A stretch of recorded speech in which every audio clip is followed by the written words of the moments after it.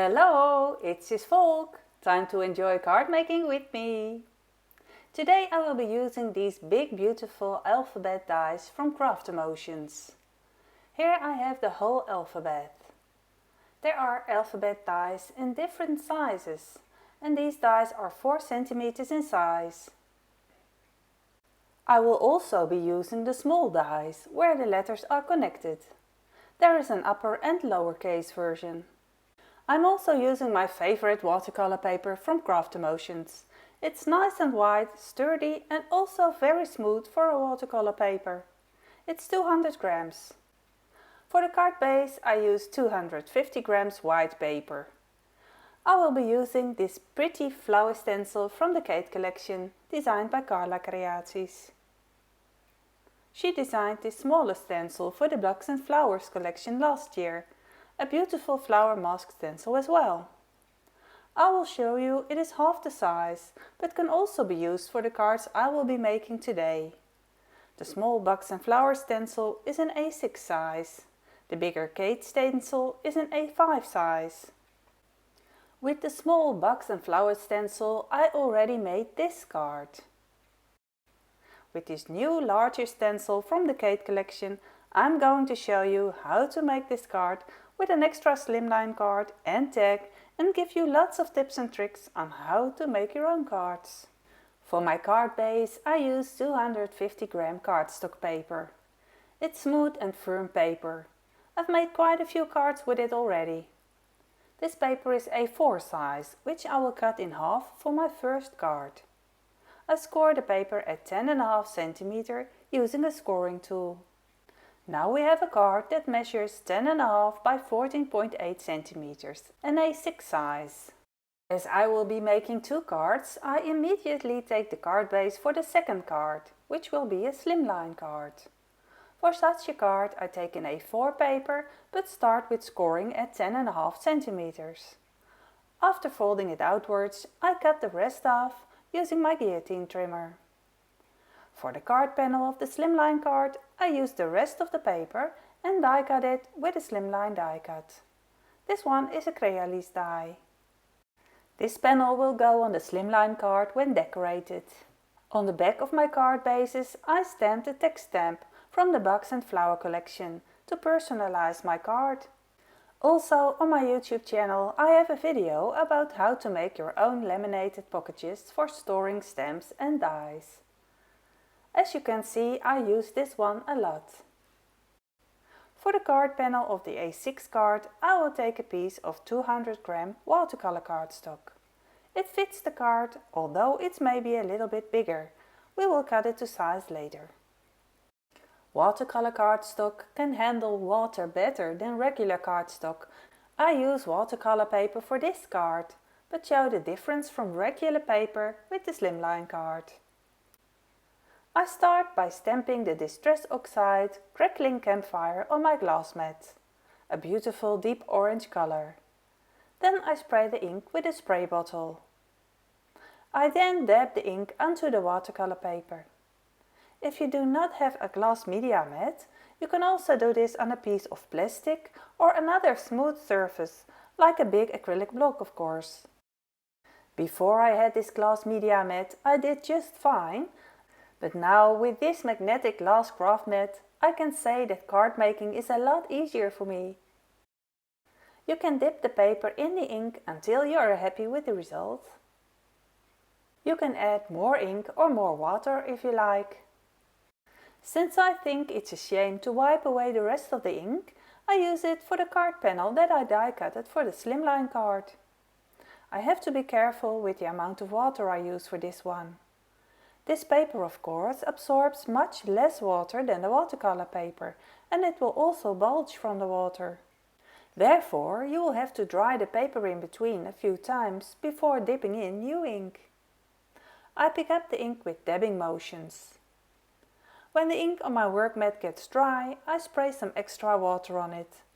And I keep doing this until I am satisfied with the result. Meanwhile, I will let this panel dry and put it under something heavy for a while, and in that time I will continue working on the first piece of paper.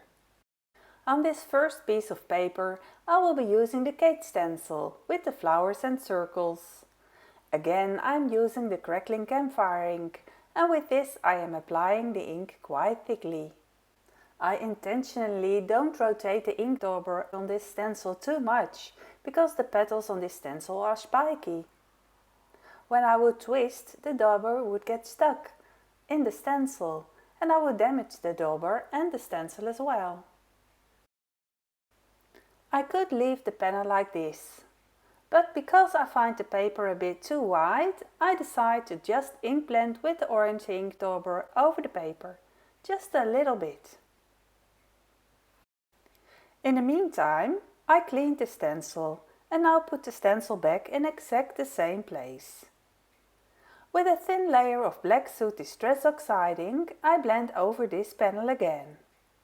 I blend the edges slightly darker, and I also blend the petals of the flowers darker than the center of the flower. Because I didn't wait for the orange ink to dry completely, the black soot will blend with the orange ink a bit.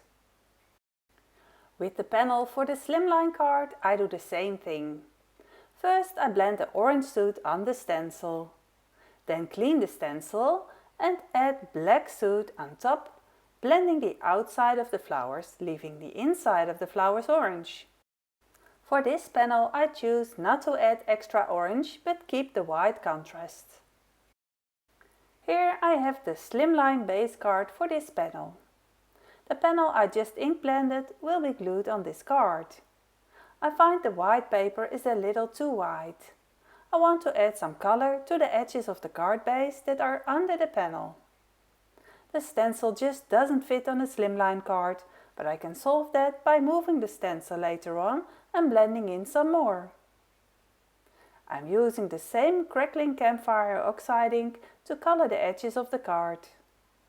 I skip using the black soot oxide ink. The middle will be covered by the panel. Now we can take the letter dies. Look how cool! They are 4 cm tall. Very easy to work with, I think. The only thing you have to take into account is that you have to think of a short word, a word of 3 or 4 letters that fits on a card. I've chosen the word you. You can put all kinds of things on it. I love you, I'm thinking of you, celebrating you, for you, etc. A T-ruler helps me to straighten the letters. It also helps me to see the distance between the letters. I fix the letters with tape. This tape I powder with talcum powder, so the tape does not stick too firmly to the paper later and does not damage the paper. I place the letters back on their place and run the dies through the die cutting machine. If the tape still sticks too tightly, you can still remove it easily with a heat tool without damaging the paper. I keep all the parts and also the middle of the letter O. I die cut the letters 3 times from black cardstock. I will glue the 3 layers together. And for this I use multi-coat matte glue. I used a pipette to put this glue in a glue tube, so it's easier for me to apply. I glue the 3 layers of letters together and then put something heavy on top, so it's well pressed. Working on the brown craft sheet that I stuck on my table helps me to dab off excess glue and keeps my table and glass mat clean. Now let's take the folded card base and see how much I will have to cut off the card panel. It is only a few millimeters on both sides. I take care to keep the text in the center, although I would like the text U to be a bit more downwards, so that I can stick small letters above it later on. Keep all the little pieces you cut off. They may come in handy later and give you an idea. I stick the card panel on with double-sided tape. That way I'm sure the paper won't bulge. This double-sided tape is very easy to tear. With a clear block you can cut the tape quite easily, but you can also do it along your nail or just with scissors, of course. I also tape along the edges of the letters, because I don't want them to give way here later. I pull all the back edges of the tape, except the edges where I leave the corners, That makes it easier for me to align the card in the right place. Once it's in place, I press the corners and pull the strips out. I also want to tape back the center of the O. To do this in exactly the right place, I first put the original O back in the cutout and glue the center back in. Then I can take the O out again. Now I glue the black letters on the white openings. On top of these black letters I glue the colored letters back, slightly offset from the original. You can see what width or location you like best. The black letters create a kind of shadow. It's starting to look like something now. It just needs to have some extra text to it. I'm now going to make letter stickers with one of the scraps of cardstock and the double-sided Easy Connect craft tape I have from CraftEmotions. I tape a long strip of cardstock to the roll. It sticks tremendously well. Therefore I hold the sticky side pointing upwards and stick the paper on top, starting at the end and sticking the paper towards the roll slowly. And then I run the paper with the small letter dies through my die cutting machine. Make sure the die cut is against the paper side with the tape on the other side. Before removing the die from the paper, I poke in the tiny holes carefully with a thin scoring tool or pricking tool. When taking the die off, also then there are usually still some tiny pieces left in the die. To stick these back in my so-called homemade sticker sheet, I place the die back on the die cut and poke on the spots I missed. Not too hard, otherwise you will damage the letter. A very thin blunt needle is best for this. They are very small pieces, most easily picked up with a pricking pen or a needle. You can usually tell which holes to press on before removing the die from the sticker sheet. With a sharp needle you can easily stick a single small letter back in the right place. With the Nouveau Aqua Shimmer I make the letters that I will be using beautifully shiny. I use this water brush with glitter in it a lot. Also over colored images. Remember to make the letters shiny before you put them on the card. You can always color or make the letters shiny, but when applied to the card you will have to be very careful with coloring and not to slip. But okay, that happens to me too sometimes. As soon as I see that there is not much glitter coming out of the brush, I also make sure that I squeeze the brush very lightly next to the card first, to prevent a sudden puddle of glitter coming out of the water brush.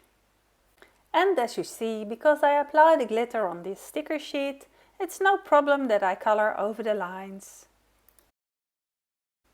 I'm going to glue my T-ruler to the table, so that I can later glue the small letters exactly straight. It would actually have been more convenient if I had first glued on the small letters, so before I would glue on the letters raised, because this gives me a space under my ruler. But okay, it works as well. It is quite a hassle, those small letters. You can pick them up with different tools.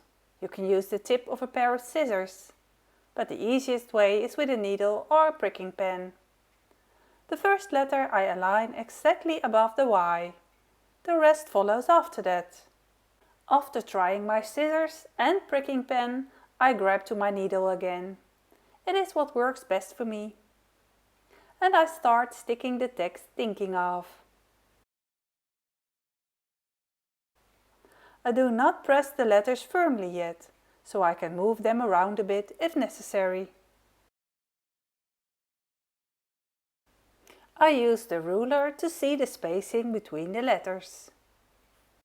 The tittles on the I place only when I'm sure the letters are properly aligned. With my clear block I press the text better. Now that this card is finished, we will proceed with the envelope. I have a plain white envelope and here I want to make a strip on the left side with the mask stencil. I use masking tape to tape off a border. This is a very handy thin self-adhesive paper, like post-it paper, which does not leave any glue residues and can be used several times. I also like to use it when I want to mask part of a stamp. Of course, I can't dip this thin envelope paper into the ink, which is why I apply the bottom layer of ink to the envelope with the domed blending tool. And using circular motions, I spread a very tiny amount of ink. Using dabbing motions, I apply the ink to the paper through the stencil, just like the way I did on the card. I darken the outer edges of the flowers. Masking off the envelope before using the stencil made it a nice clean border. For this card I more or less glued the letters U back where they came from. But it can be done differently, and then you use them for two cards. I show this for the slimline card. Before I do that one, I decide to add some highlights with a white gel pen. Notice that just one stripe and one dot on the same side of each letter give a pop of light and a better readability of the word. I made multiple of the same cards with this design and used different stencils. It's so nice to see that no handmade card is the same. For the slimline card I show you a small variation. I cut the letters U out of the die cut panel, this time vertically above each other. On this card I want to add the text celebrating. For that I need more letters than I already die cut. Now I don't make the whole sticker sheet again. I only die cut a small piece of paper. Let me show again how to add the paper to the tape best. When cutting it, you better cut in the paper instead of the tape. The tape is so sticky that it will stick to the scissors or ruin itself. This way you also have an easy starting point to find next time. This part I didn't use yet, and it is a waste not to. I can die cut this also. But cut the letters off first. You don't want to run the letters that are already cut twice through the machine. They will be pressed flat and won't be nice anymore. Better you cut this piece off and die cut only the letters that you need more of. Can you see the glimmer on the letter G I did with the aqua shimmer brush now?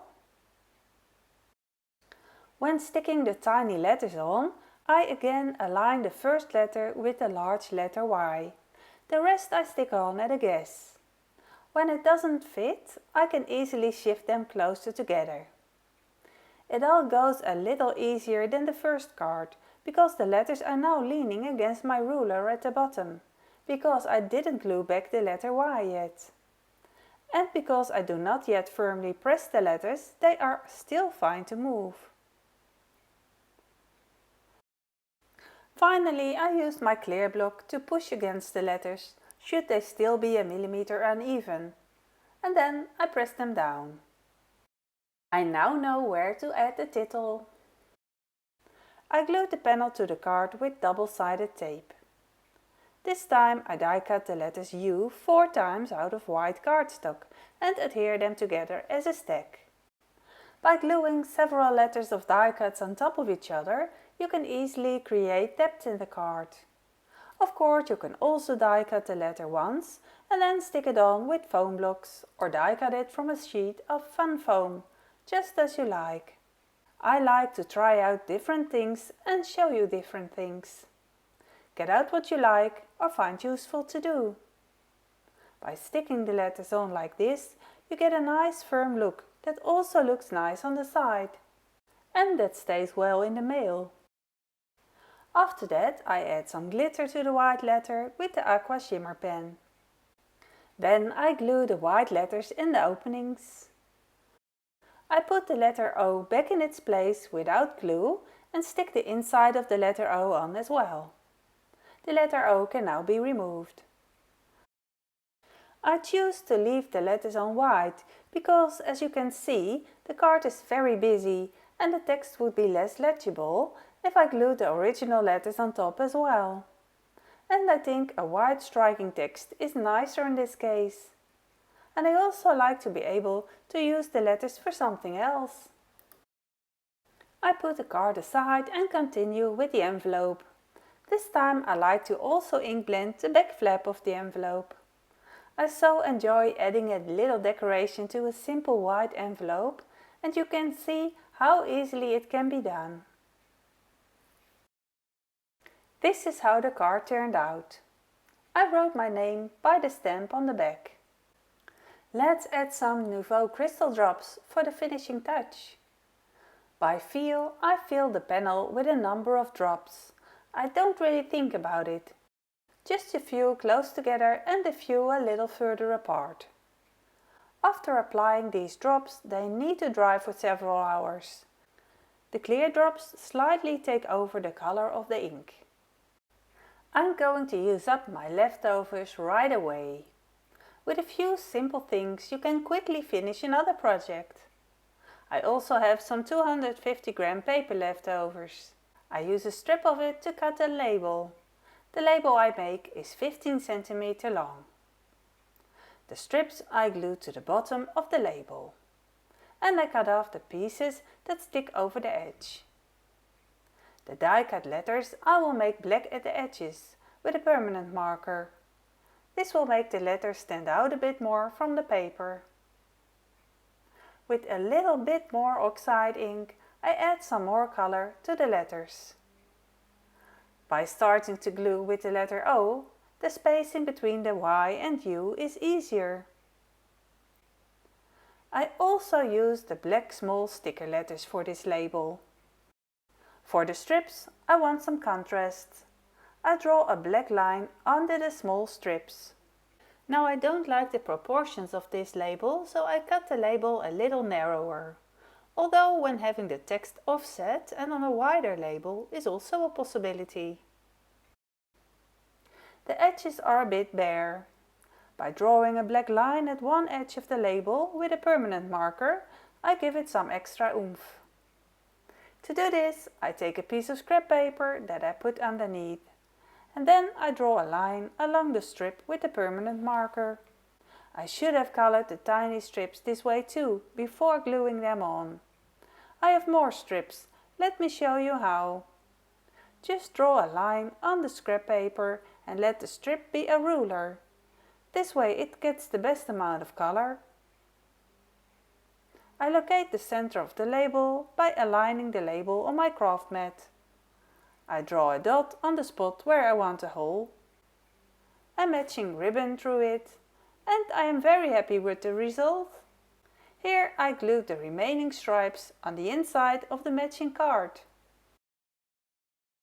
A nice label to put on a present. A beautiful big birthday card with matching envelope. And the card to cheer someone up is ready, and I had a lot of fun making it. I hope that I have been able to inspire you, so that you can get started with your craft supplies. I wish you lots of fun working with your stencils and dies. Do you know words that are great to use for such cards like this? I'd like to hear from you in the comments. It's always so nice to help each other and share ideas and tips and tricks. Don't forget to click on the thumbs up and subscribe to my channel. I will see you next time. Bye bye!